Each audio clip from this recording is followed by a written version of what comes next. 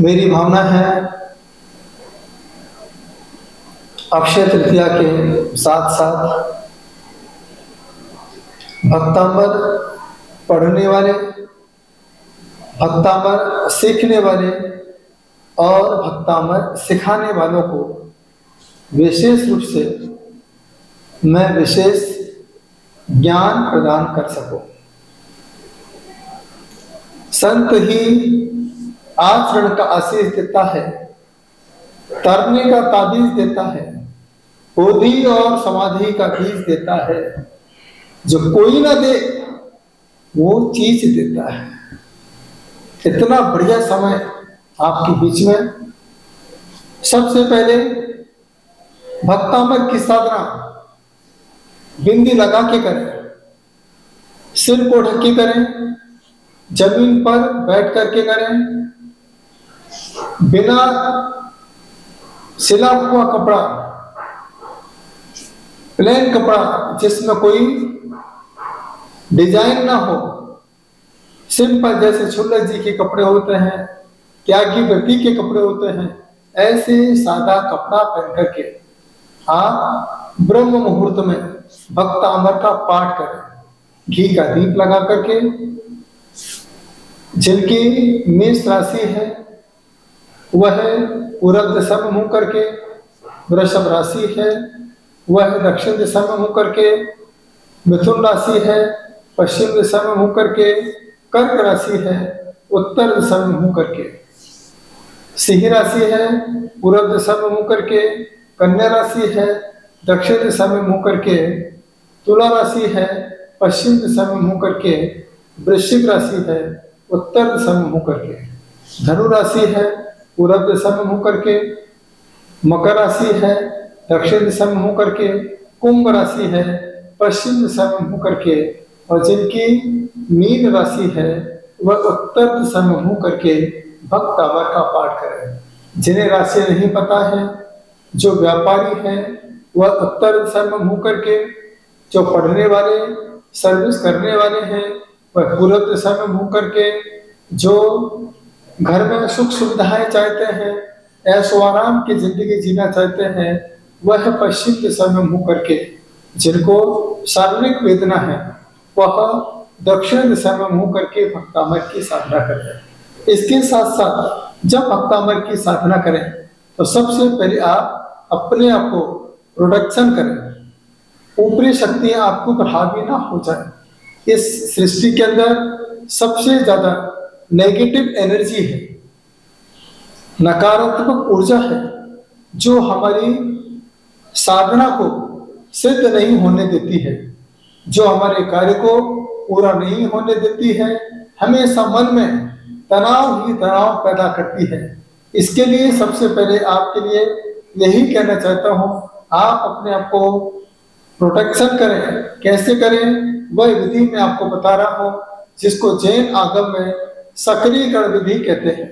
आपको पीली सरसों लेना है, ऐसे मुट्ठी बना करके पूरा दिशा में आपको छोड़ना है, बोल करके ओम ब्रह्म नमो अरिहंताणम पूर्व दिशा आगत विज्ञान निवारण निवारण एतान रक्ष रक्षुम फट स्वाहा। इस प्रकार से दक्षिण दिशा में ही ओम ह्रीम नमो सिद्धाणम दक्षिण दिशा आगत विज्ञान निवारण निवारण एतान सर्व रक्ष रक्षुम फट स्वाहा। ऐसे ही पश्चिम दिशा में ओम ह्रूम नमो आइलियाणम पश्चिम दिशा आगत विज्ञान निवारण निवारण एतान सर्व रक्ष रक्षुम फट स्वाहा। ऐसे उत्तर दिशा में ओम ह्रौम नमो वक्षाणम उत्तर दिशा आगत विज्ञान निवारण निवारण एतान सर्व रक्ष रक्षुम फट स्वाहा। ऐसे ही ऊर्ध्व और अधो दिशा में ओम ह्राहणम लोये सबसणम अधो ऊर्ध्व दिशा आगत विज्ञान निवारण निवारण एतान सर्व रक्ष रक्षुम फट स्वाहा। इस विधि के बाद आपको ऐसे मुद्रा बना करके अपनी सेफ्टी करना है, अपनी सुरक्षा कवच बनाना है। ओम ह्राम नमो अरिहंताणम ह्राम अंगुष्ठाभ्यम नमः। ओम ह्रीम नमो सिद्धाय ह्रीम तस्मै नमः। ओम ह्रूम नमो आइलियाणम मध्यमभ्यम नमः। ओम ह्रौम नमो वज्रायणम नाकाभ्यम नमः। ओम राहणम सबसवणम अनष्टाभ्यम नमः। ओम राम ह्रीम रूम रोम राह कर्तव्यं नमः।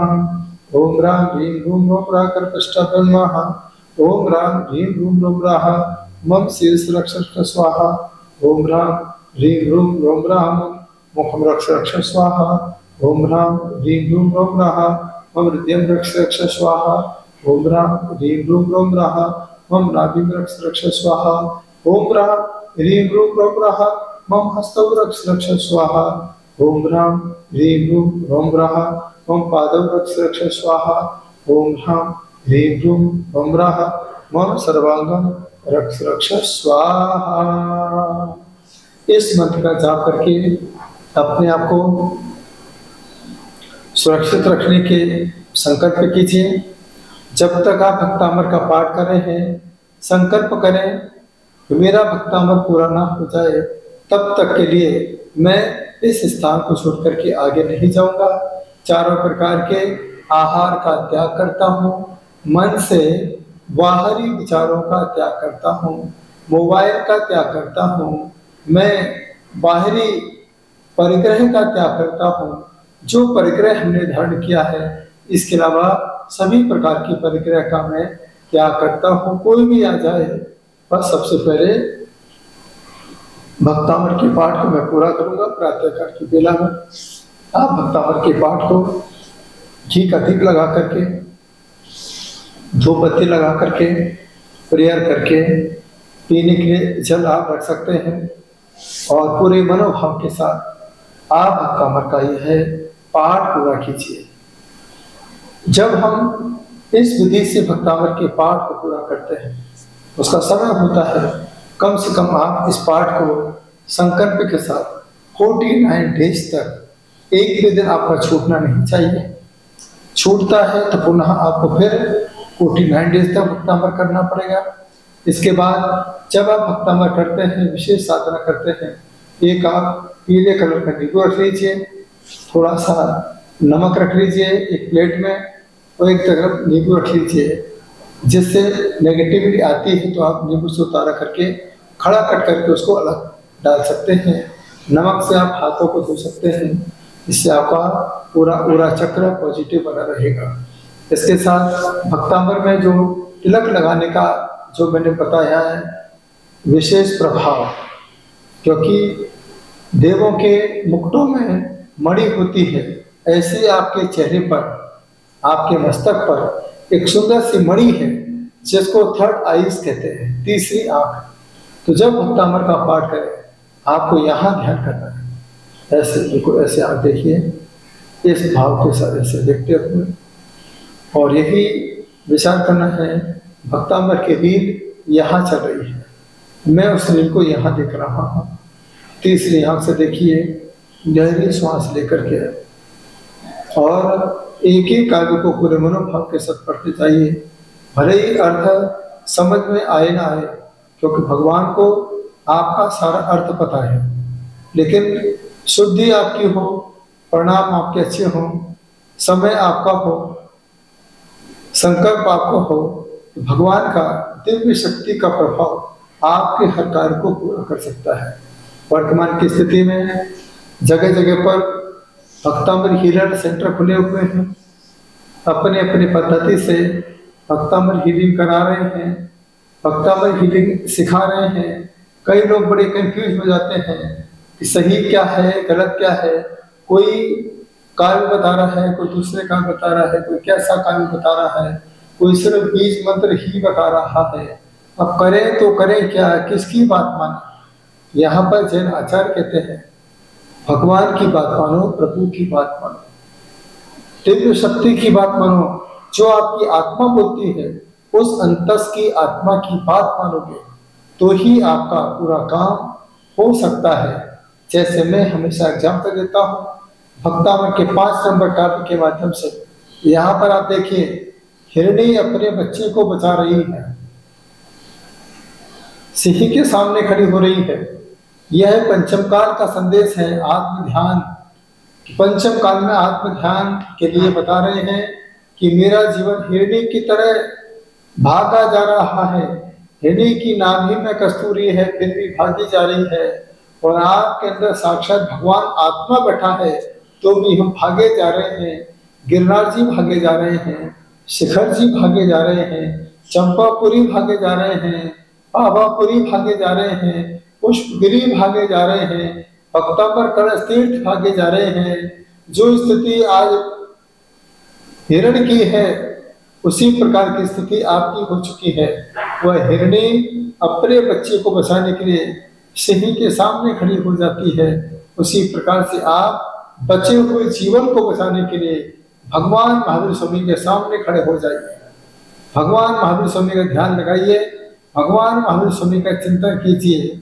जब हम इस भाव के साथ अपनी आत्मा का चिंतन करते हैं तो आपके जीवन की सारी चिंताएं अपने आप खत्म हो सकती है। एक बात हमेशा याद रखना, बस भगवान पर ध्यान करो, क्योंकि भगवान अपनी आत्मा पर ध्यान करते हैं। जब भगवान अपनी आत्मा पर ध्यान करते हैं, स्वर्ग के देवता ध्यान करने वाली आत्मा पर ध्यान करते हैं, उनकी पूरी व्यवस्था करते हैं। एक माँ पढ़ने वाले बच्चों पर पूरा ध्यान देती है। यदि आपने पढ़ाई पर ध्यान दिया तो माँ हर चीज तुम्हारे हाथों में ला ला के देती है। पढ़ने वाले बच्चे पर पूरा ध्यान माँ रखती है। उसी प्रकार से जो मंदिर में बैठ करके भगवान पर ध्यान देता है, भगवान का ध्यान करता है, भगवान की सेवा करने वाले देवी देवता आप पर ध्यान करते हैं, आपकी हर इच्छाओं की पूर्ति करते हैं। जैसे एक माँ बच्चे की हर इच्छा की पूर्ति करती है, एक ही सपना है, मेरा बेटा परीक्षा में पास होना चाहिए। तो देवी देवताओं का एक ही सपना है। इस मनुष्य पर्याय ने संयम को धारण किया है, वह मनुष्य पर्याय अपने मार्ग को सार्थक कर सके, अपनी आत्मा का कल्याण कर सके। यह भक्तामर है, दिव्य पावर है, दिव्य शक्ति है। इसके लिए सबसे छोटा उपाय आप करें क्या, बस ऐसे मुद्रा के साथ करतल ध्वनि कीजिए। ताली का बड़ा प्रभाव होता है। यदि आपके बॉडी में बहुत गर्मी है, हीटिंग पावर है, तो आप कांसे की थाली में इस प्रकार से हाथों को थपथपाइए। अपने आप आपकी बॉडी की गर्मी निकल जाएगी। पैरों में बहुत गर्मी है, कांसे की थाली में आप पानी भर लीजिए। गर्मी है तो हल्का सा ठंडा रहे, ठंडी है तो हल्का सा गर्म रहे, और ऐसे पैरों को पानी में ऊपर नीचे करते जाइए, थपथपाइए। इससे आपके पैरों की सारी गर्मी निकल सकती है। इसके बाद जिनके पेट में तकलीफ है वह घड़े का उपयोग कर सकते हैं। घड़ा पानी से भर लीजिए, बाहर से उसको थपथपाइए। जब घड़े को बाहर से थपथपाते हैं तो जो हाथों का घर्षण घड़े से होता है तो पेट की बीमारी अपने आप ठीक होती है। इसकी बात किसी के बॉडी में पेन होता है, वह है कि तांबे की थाली को बजाइए, दोनों हाथों से बजाइए, इससे हमारे पूरे बॉडी का पेन कम हो सकता है। इसकी बाद जिनके बॉडी में डायबिटीज है, टेंशन रहता है, हमेशा कुछ न कुछ दिमाग में चलते रहता है, तो वह रेत के कण लीजिए, रेत के कणों को हाथ में लेके ऐसे ऐसे करते जाइए। तो जो घर्षण आपका होगा, इसके बाद उस रेत के कण को लेकर के फिर थोड़ा सा लगा करके हाथों से ऐसे बजाइए। तो जैसे जैसे बजाएंगे एक्यूप्रेशर पॉइंट होंगे। इसमें आपको भक्तामर का वक्तुम गुणान गुण समुद्र शशांक कांतान कस्ते क्षमा गुरु प्रतिमोपि गुरुहा कर्पांत काल पवनोत तनक चक्रम होवा तरी तो मुंगु निधि पूछाभ्या।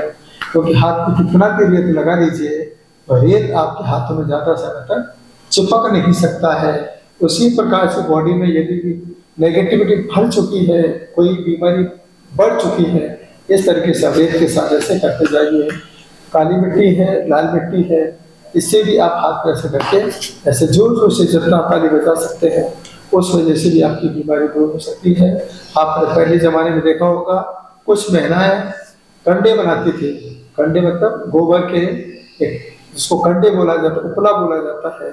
उससे क्या होता था, उससे हाथ जब टकराते थे उससे, तो ऑटोमेटिक हमारी अंदर की जो नेगेटिविटी थी, परेशानी थी, बीमारी थी, अपने आप खत्म हो जाती थी।